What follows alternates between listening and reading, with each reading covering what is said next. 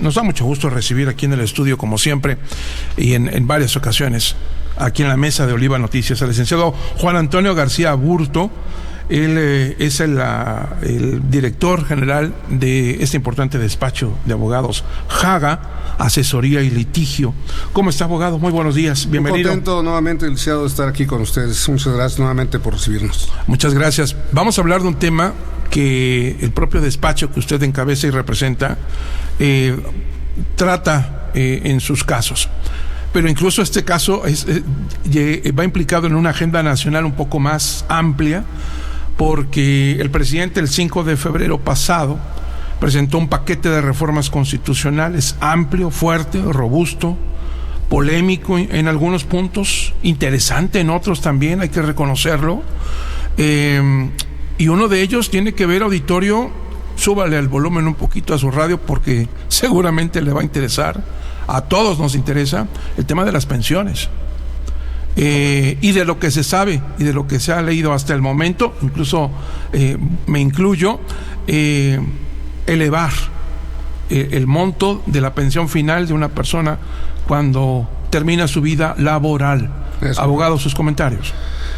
Bueno, pues mira, licenciado, en primer lugar, es una propuesta, yo creo que de las más trascendentales que vamos a tener en muchos años. Es una reforma constitucional. ¿Qué quiere decir esto? Que no estamos hablando de una reforma a la ley. Por supuesto, se van a tener que reformar las leyes, sobre todo la ley del Seguro Social y la ley del ISSSTE, pero de lo que habla esta reforma es una reforma constitucional que obliga en consecuencia a todos los ciudadanos y a todas las entidades y dependencias a cumplirla. Se vuelve una obligación constitucional. Ahora, ¿de qué habla esta reforma, no? Se va a hablar de esta reforma durante muchos meses. Habla de mejorar las condiciones de los trabajadores, de incrementar una pensión. ¿Pero en qué forma? Bueno, no es tan fácil, no es tan fácil para comprenderlo, porque nos tenemos que ir tiempo atrás. Cuando estaba el gobierno de Zedillo, viene una reforma importante a la ley del Seguro Social, y se reforma la ley del Seguro Social. Entonces, a partir del 1 de julio de 1997, los trabajadores que hubiesen iniciado a partir de esa fecha ya no se jubilan con la ley de 1973, que pedía únicamente 500 semanas de cotización, que es lo equivalente a 10 años, sino que se jubilan con la nueva ley de 1997, que ya habla de afores, de esas administradoras de fondo para el retiro. ¿Qué quiere decir? Que ahora no te jubilas ya con este fondo universal que había, sino que tienes que ahorrar tu propio dinero, y con el dinero que tú ahorras, con eso te vas a retirar.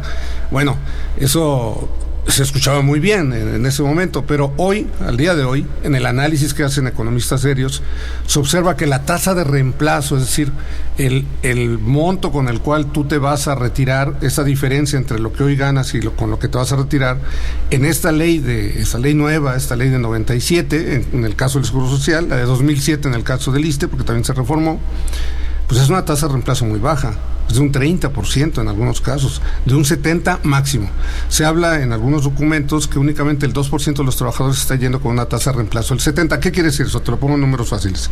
Tú ganas 100 pesos diarios, por cierto, una cantidad, 100 pesos diarios. Bueno, en lugar de 100 pesos diarios, tú no te vas a ir con 100 pesos, te vas a ir con 30. Es decir, aquel que gana 10,000 pesos al mes, en lugar de ganar 10,000, va a ganar 3,000 al momento de su retiro. Bueno, eso implica ajustar tu modo de vida y ajustar muchas cosas. De lo que habla el presidente es de esto, de que no es justo y en consecuencia, ¿qué hacer? Bueno, lo que él propone es crear un fondo. Es un fondo, es una pensión para el bienestar, le llama, o sea, es un fondo que habla de que se va a crear para compensar lo que le falta al trabajador para llegar a una pensión digna. Ahora, ¿cuál va a ser esa pensión digna? Hay un tope. Actualmente se habla de 16,700 pesos. 16,700 pesos.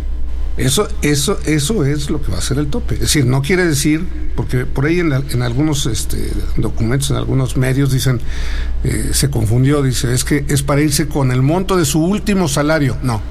Si tú lees la iniciativa de manera correcta, en los transitorios, en el primero o segundo transitorio, te señala que el monto máximo va a ser de 16,700 pesos actualmente.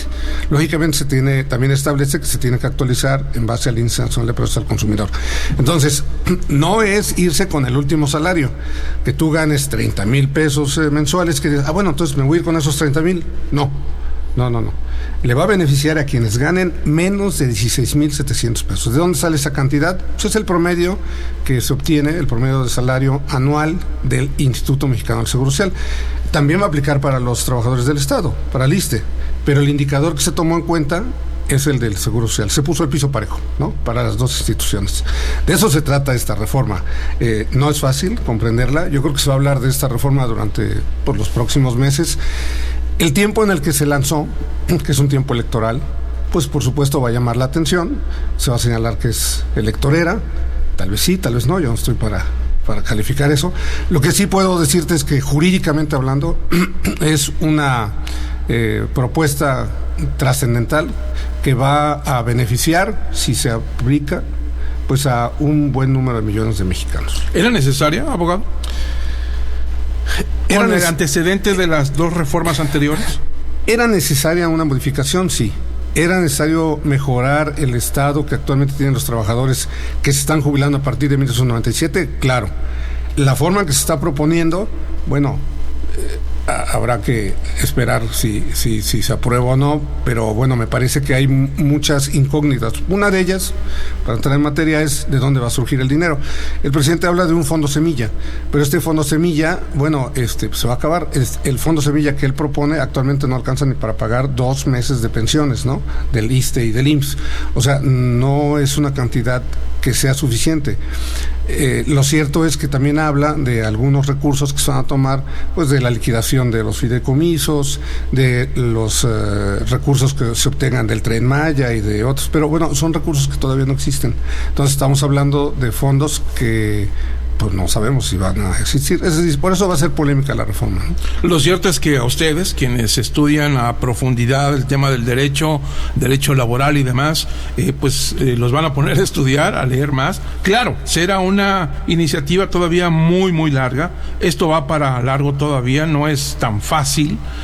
Ya Luisa María Alcalde, la secretaria de Gobernación, creo que fue ayer lunes, sí, se puso a explicar de dónde iban a salir los recursos, cómo iban a ser los movimientos, a explicar un poco más, sí. Pero también viene trabajo de fondo de los legislativos. Sí, bueno, esto puede implicar, por supuesto, una reforma, tendría que implicar una reforma fiscal, porque bueno, los recursos tienen que salir de algún lado, ¿no?